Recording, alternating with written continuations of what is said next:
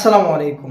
BPL এর কিছু update নিয়ে আপনাদের সামনে আসে। সেটা প্রথম হচ্ছে যে রাজশাহীর আপডেট নিয়ে যাচ্ছি। মামুর ব্যাটাদের যদি আপডেট দিই আপনাদের, মামুর ব্যাটাদের কন্ডিশন এখন কালকে একটা নিউজ মিডিয়াতে দেখলাম, আমি ভিডি কিক টাইম বলে দিই। সেখানে তাদের যে ডিরেক্টর আছে অর্থাৎ মেহরাব হোসেন সাহেব, মেহরাব হোসেন অপিয়া সাবেক ক্রিকেটার যিনি, তো উনি বলেছে যে তাদের ডিকশনারিতে এখন বর্তমানে যে ক্রিকেটারের লিস্ট আছে বা রাজশাহীতে, দুর্বার রাজশাহীতে, সেখানে একটা নাম যুক্ত হতে খুব চেষ্টা করছে, তারা খুব চাচ্ছে। এবং আমি আগের ভিডিওতে বলেছিলাম আপনাদের যে রাজশাহীকে নিয়ে যদি কোনো গুজব আমার কাছে পাবেন না আপনি, আমি কখনোই কোনো গুজবে কান দেবো না, গুজব ছড়াবো না আপনাদের।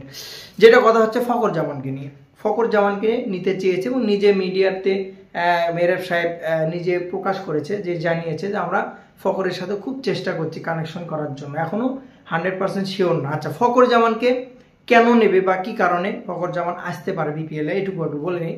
ফখর জামান এই কারণে আসতে পারে, বর্তমানে পাকিস্তান ন্যাশনাল টিমে কিন্তু ফখর জামান নেই এবং কেন্দ্রীয় চুক্তি থেকেও কিন্তু ফখর জামানকে বাদ দেওয়া হয়েছে।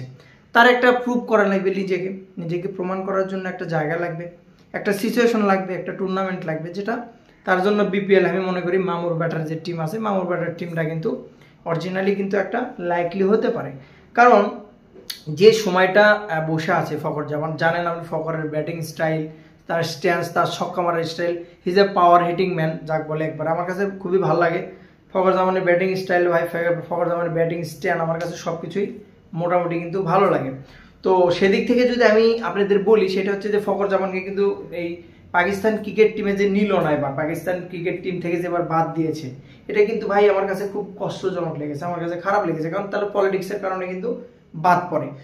তো বিপিএল এ ফখর জামানের ইনক্লুড যেটা, যে বিপিএল এ রাজশাহীর ম্যাচগুলো খুব কাছাকাছি, মানে ধরেন আপনি জানুয়ারির 29-এর দিকে মোটামুটি বিপিএল শেষের দিকে চলে যাবে, ডিসেম্বরের 30 দিকে, অর্থাৎ 1 মাস 45-46টা ম্যাচ এরকম, তার বেশি ফাইনাল। তো এত দ্রুত আসলে কোনো প্লেয়ারকে কিনা বা কোনো প্লেয়ারকে ম্যানেজ করা রাজশাহীর জন্য সম্ভব হচ্ছে না। তাদের সোজা কথা, তাদের ব্যালেন্স কম, তাদের টাকা পয়সা, যে ফাইন্যান্সিক বিষয়টা সত্যি অর্থেই কম, আমি আগের ভিডিওতে বলেছি, আপনারা হয়তো দেখেছেন। তো ফখর জামানের বিষয়টা এই কারণে আসবে যে ফখর জামানের সাথে সেরকমভাবে ডিল হচ্ছে, সেরকমভাবে কথা বলতেছে, মোটামুটি ধরেন 70% শিওর, মোটামুটি 70% শিওর ফখর জামান রাজশাহীর হয়ে বিপিএল এ খেলবে। তাই এবং ফুল সিজনের জন্য তাকে কন্ট্যাক্ট করছে রাজশাহী। এরকম কোনো প্লেয়ারকেই চাচ্ছে যে প্লেয়ারটা আমি ইনভেস্ট করব, কষ্ট হলেও আমি টাকা দিয়ে ম্যানেজ করব, বাট আমার ফুল একটা সাপোর্ট লাগবে, ভালো একটা ওপেনার বা ভালো একটা অনডাউন ব্যাটসম্যান, একটা নাম করা এরকম কোনো একটা ব্যাটসম্যান আমার লাগবে রাজশাহী, যেটা আগে থেকে তারা খুঁজে আসছে। সেই জিনিসটা কিন্তু ফখর জামানের ভিতর সবকিছু কোয়ালিটি তাদের ভিতর আছে। ফখর জামানের সাথে এই কারণে কথা বাড়াচ্ছে, খুব দ্রুতই জানতে পারবেন, খুব দ্রুতই মোটামুটি 70% চলে আসবে রাজশাহী নিউজটা, যে ফখর জামানকে রাজশাহী কিনেছে। যদি ফখর জামানকে রাজশাহী কিনে, সেদিক থেকে কিন্তু অনেকটাই বেনিফিট রাজশাহীবাসীর জন্য।